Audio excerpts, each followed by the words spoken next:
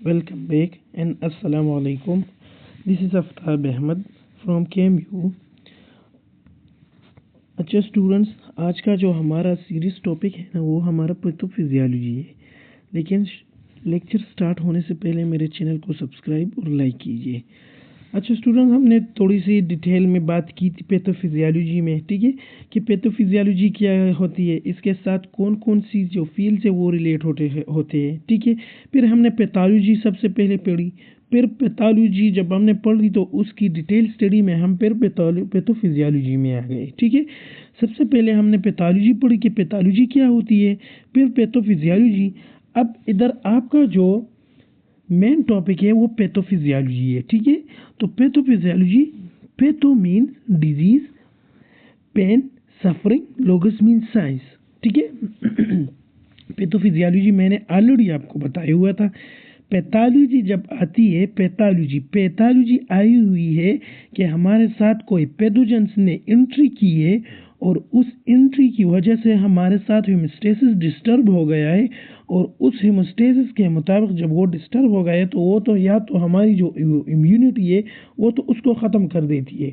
अगर इम्यूनिटी उसको ख़त्म नहीं कर देती है ना, तो फिर हमारे साथ क्या काज हो जाते, या तो हमारे साथ वो जो हमारे साथ जो इम्यूनिटी है वो ड्रॉप आ जाती है और हमारे साथ साइन और सिम्टम्स शुरू हो जाते हैं। उसकी भी मुख्तलिफ सी स्टेजेस होती है, ठीक है, कि हमारे साथ इनिशिएशन स्टेज किस तरह होती है, प्रोडर्मल स्टेज हो गई है, वो जो है ना अगली चैप्टर की बात है। लेकिन पैथोफिजियोलॉजी सबसे पहले पैथोलॉजी की बात करते हैं। अब पैथोफिजियोलॉजी के जो पैथोजेंस है उन्होंने एंट्री की है, ठीक है, और हमारे साथ जो फिजियोलॉजी उसमें क्या चेंजेस लेकर आए हैं, तो उसको हम फिर पैथोफिजियोलॉजी क्या कहते हैं। और मेनली मैंने आपको बताया हुआ था कि पैथोफिजियोलॉजी में हमारे साथ फंक्शन डिस्टर्ब होता है, ठीक है। तो नीचे अभी देखें, pathophysiology is a modern integrative biomedical science. ये बायोमेडिकल साइंस है, ठीक है। सॉरी, ये बायोमेडिकल साइंस है और इसमें इंटीग्रेशन हो रही है, चेंजेस हो रही है। इस तरह नहीं होता है कि बस सिर्फ डिजीज आई हुई और उधर पर जो है ना वो हमारे साथ जो उधर बैठी है और उसके साथ ही हम उसके साइन और सिम्टम्स और जितनी भी प्रोडर्मल स्टेज और इंक्यूबेशन स्टेज है वो हम पढ़ते हैं। नहीं, और डिजीज़ जो हमारे साथ पैथोजन से काज होते हैं तो वो जो है ना हमारे साथ आ रही है, तो वो उसमें इंटीग्रेशन हो रही है, उसमें और शामिल हो रहे हैं, ठीक है। So pathophysiology is a modern integrative biomedical science. अब ये कहाँ पर जो है ना मौजूद होती है, founded on basis and clinical research.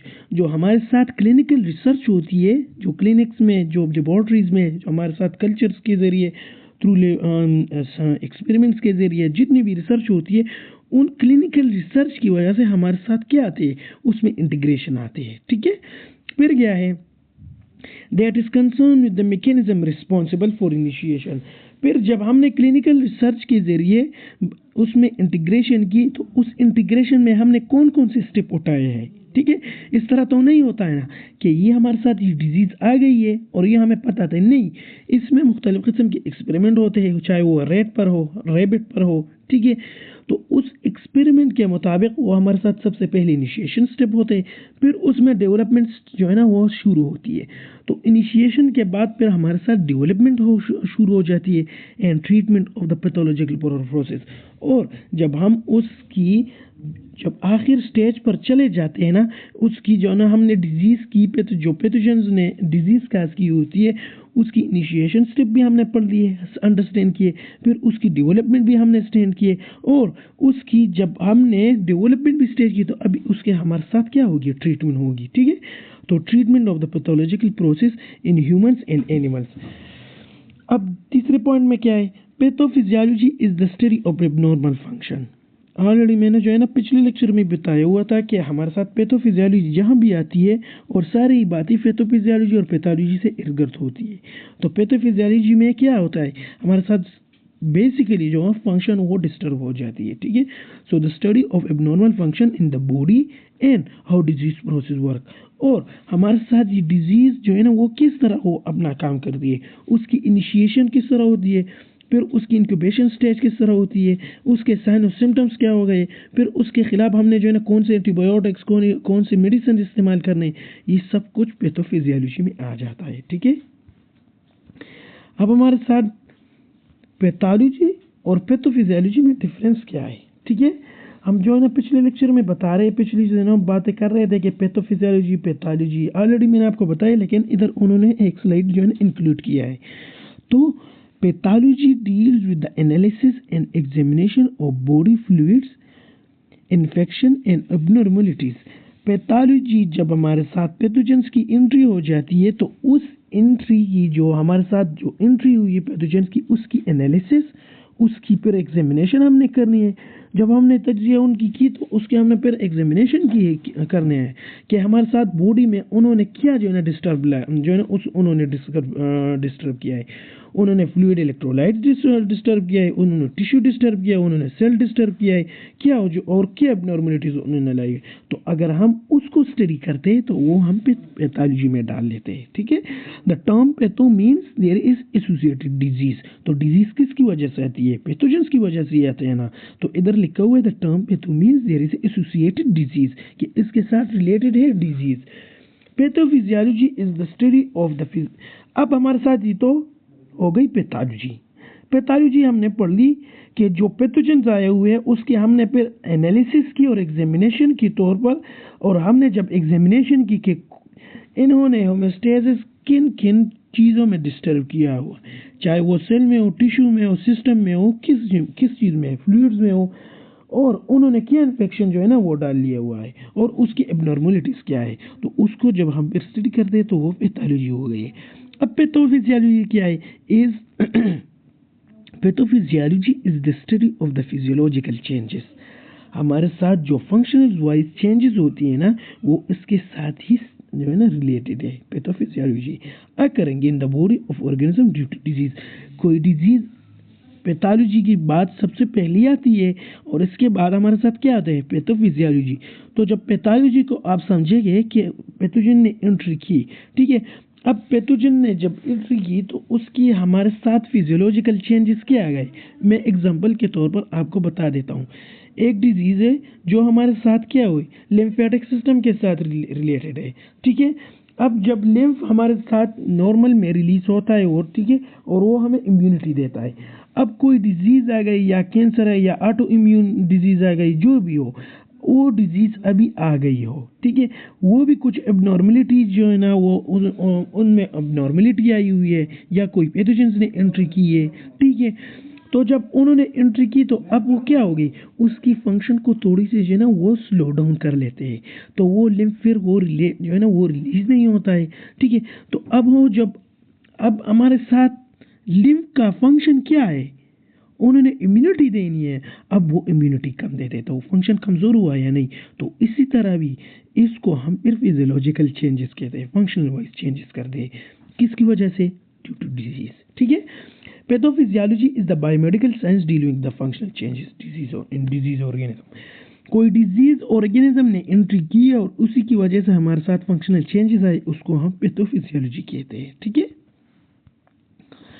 अच्छा, अब हमारे साथ क्या है कि हमने तो पैथोलॉजी भी पढ़ दी है, पैथोफिजियोलॉजी भी हम पढ़ते हैं। अब ये पैथोलॉजी और पैथोफिजियोलॉजी हम क्यों पढ़ते हैं नर्सिंग स्टूडेंट को, ठीक है। तो अब इसके it help them to find answer to important question related to disease process. अब ये हम इसलिए पढ़ते हैं ना कि जब स्टूडेंट्स कि ये ख्वाहिश होती है, वो क्वेश्चन पूछना चाहते हैं कि इस डिजीज़ की प्रोसेस किस तरह होती है। जिस तरह मैं एग्जांपल के तौर पर बता देता हूँ, इन्फ्लुएंजा वायरस। अब इन्फ्लुएंजा वायरस ये तो भी एक पैथोजन है ना, ठीक है। तो इसकी एंट्री किस तरह होती है, कौन से इन्वायरमेंट को हम एक्सपोज है तो ये इन्फ्लुएंजा वायरस हमारे साथ डोरमेंट में आ जाती है और ये हमें फ्लू जो है ना वो काज कर देती है। तो अब इसकी डिजीज़ के प्रोसेस को स्टूडेंट समझते हैं, एक ही बात हो गई। दूसरी बात, what is the cause and the causes of the disease, why the disease is developing. अब जब हमें एक डिजीज जो है ना एक पेशेंट को काज हो जाती है, ठीक है, तो उसकी काजेज क्या है, वो किन वजूहत से आई हुई है, ठीक है, और वो डिजीज किस चीज़ से वो हमारे साथ डेवलप होती है, उसकी डेवलपमेंट की हमारे साथ, मैं एग्जांपल के तौर पर बता लेता हूँ। एनवायरनमेंट, अगर वो मुख्तलिफ किस्म के एनवायरनमेंट को एक्सपोज होता है तो उसी की वजह से वो हमारे साथ जो है ना वो और सिविरिटी की तरफ जाता है, या वो हमारे साथ जो है ना एनवायरनमेंट को एक्सपोज नहीं होता है। इस तरह डिजीज़ होते हैं जो हमारे साथ सिविरिटी के तौर पर अगर वो इमोबाइल हो तो वो सिविरिटी काज कर लेती है, तो वो एनवायरनमेंट को वो एक्सपोज नहीं हो रहा है, ठीक है। तो ये जो है ना इसकी काजेज हो गई है। तो what is the cause and cause of the disease and why the disease is developing. दूसरी बात क्या है, what are the mechanism responsible for disease onset, progression and recovery. अब जब उधर जो है ना वो उसने काज और काजेज की जो है ना वो बात किसी डिजीज़ की पढ़ ली, वो किन वजूहत से हुए और वो किस तरह डेवलप होती है। अब दूसरा सवाल वो क्या करेगा, what are the mechanism responsible for the disease onset, कि कौन सी मैकेनिज्म है जो वो डिजीज़ हमें जो है ना वो आती है, उसकी जो है ना वो शुरू होती है, उसकी फिर वो प्रोग्रेशन किस तरह होती है, वो बढ़ती किस तरह है, और इसकी जो है ना रिकवरी हम किस तरह करना है, ठीक है। तीसरी बात क्या है, what are the mechanism responsible for the development of sign and symptoms of the disease. ये वही वाली इन्वायरमेंट वाली बात है, ठीक है। वो चाहे वो इन्वायरमेंट की बात हो, ठीक है, चाहे वो जो है ना वो जो हमारे साथ लोगों के साथ मिलता हो, उसी की वजह से वो हमारे साथ साइन और सिम्टम उसके और सिवियर होते हैं, ठीक है। सो इधर जो है हमारे साथ साइन और सिम्टम्स की बात हो गई है, ठीक है। तो इसलिए मैं जो है ना इन स्लाइड का खुलासा ये है कि नर्सिंग स्टूडेंट को हम पैथोफिजियोलॉजी क्यों पढ़ते हैं। तो पैथोफिजियोलॉजी हम इसलिए पढ़ते हैं कि हम उस डिजीज़ की जो है ना उसकी इनिशिएशन वो किस तरह आती है, जो है ना वो हम उसको समझे, ठीक है। वो डिजीज़ आती कैसी है, उसकी काजेस क्या है, उसकी वजूहत क्या है, उसकी फिर प्रोग्रेशन किस तरह होती है, प्रोग्रेशन के बाद हम उसने ट्रीटमेंट किस तरह करनी है, तो वो हम पैथोफिजियोलॉजी जो है ना वो नर्सिंग स्टूडेंट को पढ़ाते हैं, ठीक है। अब इसके साथ कोई जो है ना एक और फील्ड है उसके साथ रिलेटेड है, ठीक है। तो इसमें हमारे साथ बायोलॉजी हो गई है, ठीक है। बायोलॉजी भी जो है ना, बायोलॉजी में क्या होता है, सेल लेवल होता है ना, सेल को डिस्टर्ब करता है, टिश्यू को डिस्टर्ब कर लेता है, और जो है ना हमारे साथ वो जो जितने भी स्टेजेस है ना, इस तरह स्टेजेस होते हैं ना, सेल्स और टिश्यू से ऑर्गन को डिस्टर्ब करते हैं, ऑर्गन सिस्टम को डिस्टर्ब करते हैं, तो वो हम बायोलॉजी में बोलते हैं ना।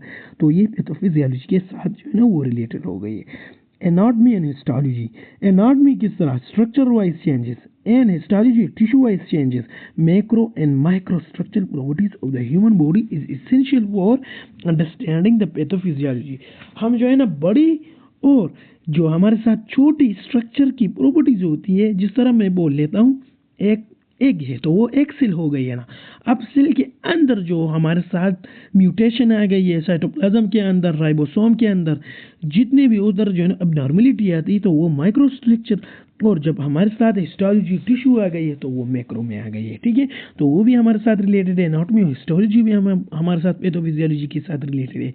बायोकेमिस्ट्री, बायोकेमिस्ट्री अब क्या है, biochemical process are change under the pathological condition. अब बायोकेमिकल प्रोसेस किस तरह होते हैं, उस सेल में जो मैं बात कर लेता हूँ, जिस तरह हमारे साथ बायोकेमिस्ट्री में हम जो है ना इस तरह पढ़ लेते हैं, जैसे कार्बोहाइड्रेट्स की हो गई है, ठीक है। हम कार्बोहाइड्रेट्स, प्रोटीन, लिपिड्स, इकोसोनाइड्स ये सब हम पढ़ते हैं ना। इसके साथ साथ हम फार्मूलेज, ठीक है, फार्मूला भी इसके साथ पढ़ते हैं। तो हमारे साथ जो सेल मेम्ब्रेन है तो वो किस चीज़ से बना हुआ होता है, कार्बोहाइड्रेट्स, और हमारे साथ ग्लाइकोलिपिड्स, ग्लाइकोप्रोटीन से बना हुआ होता है। तो उसमें कोई चेंजेस आ गई है तो वो हमारे साथ किस चीज़ में आ गई, बायोकेमिस्ट्री में आ गई है, ठीक है। बायोफिजिक्स, बायोफिजिक्स को किस तरह हम रिलेट करते हैं, देखो, biophysical properties of cells, tissues and organ determine their structure and function characteristics. अब इस तरह हमारे साथ कोई चीज़ होती है जिसके ज़रिए हम जो है ना वो सेल्स और टिश्यूज और ऑर्गन को जो है ना और उसकी स्ट्रक्चर और फंक्शनल कैरेक्टरिस्टिक को देते हैं। तो अगर हमारे साथ बायोफिजिक्स नहीं आती, इस तरह इंस्ट्रूमेंट ईजाद नहीं होते, जैसे कि माइक्रोस्कोप, तो माइक्रोस्कोप के ज़रिए हम किस जो है ना स्मॉल सेल्स देखते हैं ना, तो स्मॉल सेल्स हमारे साथ बायो हो गई और फिजिक्स क्या हो गई, ये इलेक्ट्रॉन माइक्रोस्कोप आ गया। तो बायोफिजिक्स भी हमारे साथ पैथोफिजियोलॉजी के साथ रिलेटेड है। फिजियोलॉजी क्या है, firstly we have understand the functions of the healthy tissue. जब हमें ये बहुत इंपॉर्टेंट बात इन्होंने की है, ठीक है। सबसे पहले अगर हमें फंक्शन एक हेल्थी टिश्यू का पता होता है, किसी ऑर्गन का, किसी सिस्टम का, ठीक है, तो उसकी एबनॉर्मलिटी पर हम जो है ना हम समझेंगे, ठीक है।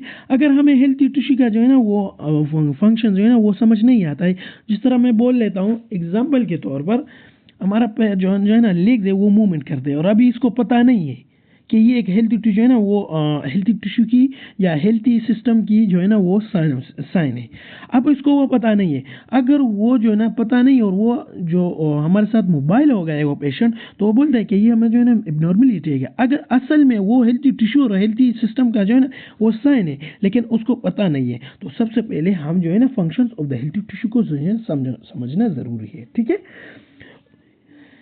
Then we are able to distinguish pathological function. फिर हम जो है ना पैथोलॉजिकल फंक्शन को जो है ना वो रिलेट कर देंगे। ठीक है, पैथोलॉजिकल एनाटॉमी में जो है ना हमारे साथ पैथोफिजियोलॉजी जो है उसके साथ रिलेट करते हैं। To understand the microstructural macrostructural changes under pathological condition help to understand functional changes in vice versa.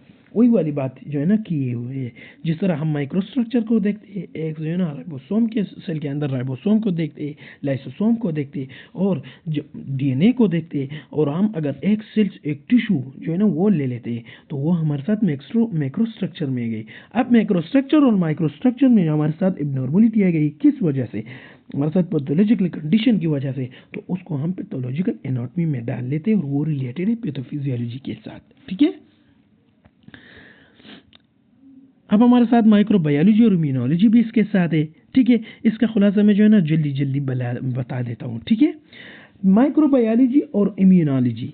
Microbiology में जो है ना हमारे साथ अगर हमें किसी डिजीज़ का पता नहीं होता है, किसी पैथोजेंस का पता नहीं होता है कि उसकी एंट्री किस तरह होती है, जिस तरह मैं जो है ना इन्फ्लुएंजा वायरस की बात कर लेता हूँ, तो उसकी जो है ना वो हमारे साथ कंटेजियस होती है। ठीक है, और ड्रॉपलेट मूव के जरिए जो है ना वो ट्रांसफ़र होता है। तो अब हम वो हमारे साथ माइक्रोबायोलॉजी में आता है कि वो किस तरह ट्रांसफ़र होता है। अब हमारे साथ इम्यूनोलॉजी में आ गई कि हमारे साथ ये इम्यून सिस्टम उस जो है ना वो उसको रिस्पॉन्स शो करता है या नहीं। ठीक है, तो वो भी हमारे साथ पैथोफिजियोलॉजी में आता है, माइक्रोबायोलॉजी और इम्यूनोलॉजी। फार्माकोलॉजी फिर उसके जो है ना हमारे साथ ये डिजीज़ के साइन और सिम्टम्स दूर करने के लिए हम जो मेडिसिन इस्तेमाल करते हैं, तो वो फार्माकोलॉजी में आ गई है। ठीक है, फिर हमारे साथ क्लिनिकल सब्जेक्ट आ गई है। तो pathophysiology is the theory of disease, clinic in is medical practice. जो हमारे साथ क्लिनिक हो तो वो मेडिकल प्रैक्टिस है, लेकिन क्लिनिकल में हम क्या पढ़ते हैं? थ्योरी ऑफ डिजीज के, ये डिजीज किस तरह आती है। ठीक है, फिर हमारे साथ ह्यूमनिस्टिक सब्जेक्ट है, साइकोलॉजी, एथिक्स, सोशियोलॉजी, एंथ्रोपोलॉजी। ये हमारे साथ क्या किस चीज़ में आते हैं? Humanistic subject. अगर हमारे साथ साइकोलॉजी को जो है ना हम नहीं पढ़ते, तो हम किस तरह जो है ना वो फीलिंग्स किसी बंदे का जो है ना वो अपने जो है ना हम फील करेंगे। ठीक है, किसी जो है ना पेशेंट का। अगर हमने अखलाकियात नहीं पढ़े, सोशियोलॉजी भी नहीं पढ़े, सोसाइटी वाले जो है ना वो हम नहीं पढ़ते, तो किस तरह हम जो है ना उसको जो है ना ट्रेन करेंगे। ठीक है, psychological and social factor play an important role in the disease development, और वो भी हमारे साथ रिलेट हो गई पैथोफिजियोलॉजी के साथ। ठीक है, मेन टास्क ऑफ पैथोफिजियोलॉजी क्या है? ठीक है, to help student to understand the logic of life under pathological condition. के पैथोलॉजिकल कंडीशन के अंदर ही किस तरह जो है ना एक स्टूडेंट, एक आदमी, एक पेशेंट, एक बूढ़ा, एक बच्चा किस तरह वो जो है ना वो लॉजिक करेगा और वो अपना लाइफ गुजारेगा। To help to understand the substance of the health, वो जो है ना वो हेल्थ किस चीज़ से बना हुआ होता है। वो हमारे साथ एक्सरसाइज करने से वो जो है ना वो स्ट्रॉन्ग होती है, वो हमारे साथ मोबिलिटी की वजह से स्ट्रॉन्ग होती है, तो वो जो है ना वो अंडरस्टैंड कर लेता है वो हेल्थ है। ठीक है, to teach the mechanism of disease. और पैथोफिजियोलॉजी में कमांड टास्क क्या है कि किसी डिजीज की मैकेनिज्म जो है ना वो हम स्टडी कर लेते हैं। ठीक है, तो ये हो गई हमारे साथ पैथोफिजियोलॉजी और उसके साथ रिलेटेड फील्ड्स। तो चलो स्टूडेंट्स, हम basic concept of disease and its development जो है ना अगले लेक्चर में स्टार्ट करेंगे। आज के लिए इतना ही काफ़ी है। अल्लाह हाफ़िज़।